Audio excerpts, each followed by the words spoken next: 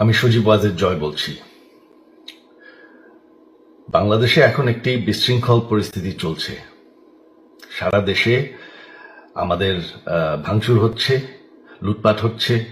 আমাদের শহরের বাইরে আমাদের নেতাকর্মী, আমাদের আওয়ামী লীগের নেতাকর্মীদের উপর হামলা চলছে, অনেকে হত্যা করা হয়েছে।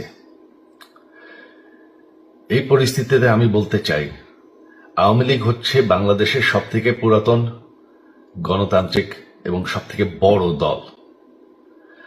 আওয়ামী লীগ কিন্তু মরে যায়নি। আওয়ামী লীগ এই দেশকে, বাংলাদেশকে স্বাধীন করেছে। আওয়ামী লীগকে শেষ করা সম্ভব না। আমরা বলেছিলাম যে আমার পরিবার আর রাজনীতি করবে না, তবে আমাদের নেতাকর্মীর উপর যেভাবে হামলা হচ্ছে, এই পরিস্থিতিতে আমরা হাল ছেড়ে দিতে পারি না। বাংলাদেশে যদি